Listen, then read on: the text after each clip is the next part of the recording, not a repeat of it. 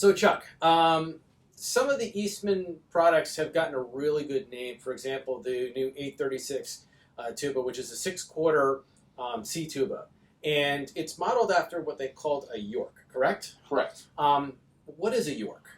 So York was an American instrument manufacturer in the first part and the middle part of the 1900s. And they made great tubas. That was probably the instrument that they were most well known for. And their instruments have a sound to them. And that every York tuba that I've picked up in my life has a special sound. Like you play it and, oh, there's that York sound. They don't always play well as far as pitch and playability, but there's always that sound.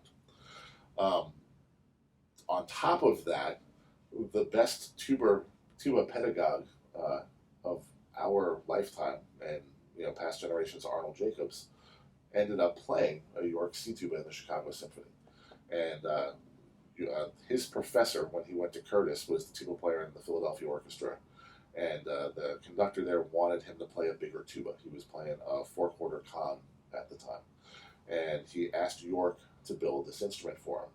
And they sent it in, and much like me, he had a belly. And every time he took a breath, it moved the horn away because the horn was kind of angled and the lead pipe was short. And so he couldn't play it. So he sold it to his pupil who needed a tuba, Arnold Jacobs. And he allowed him to, pay him over installments at, a very reasonable rate until the horn was paid off. And then Arnold Jacobs went on to become the most famous tuba player that there was, and then also teacher. And so that, and the fact that he was in the Chicago Symphony Orchestra, which definitely had the most forward-sounding brass section of the time, people were drawn to that. So everyone wanted to emulate, Arnold Jacobs. Fast forward a little bit, and there was a second York C tuba found in a band room in Oklahoma, is the story. And supposedly his teacher was on tour, saw it, called up Arnold Jacobs, and he ended up trading a few instruments for it. And so he ended up with the only two 6/4 York C tubas that were ever made. And so when you talk about rare instruments, this is the rarest of all of them. Even there's more Stradivarius violins that exist than this tuba. And then you put it in the hands of arguably the best player of that time, definitely the best teacher of that time, playing in the best orchestra of that time. We all wanted that, and no one could get it. So over the years, there's been probably maybe 10 manufacturers that have tried to reproduce a York-style tuba. Some just based on pictures, some actually have gotten their hands on the instruments.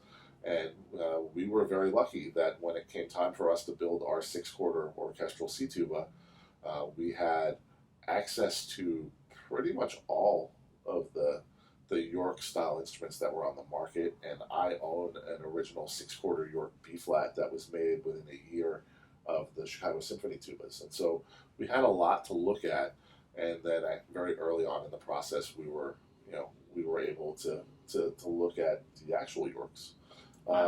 And we took from them all of the great stuff that existed in this instrument, but also found things that could be better. And so on the Eastman model, we definitely made changes that, in our opinion, has improved the instrument. But that's the York and the legend of it, and that's what everyone wanted. Cool. Hey Music Man viewers, thanks for checking out our YouTube channel. Subscribe by clicking on the link down here, and find our newest material by clicking over here. Thanks for watching.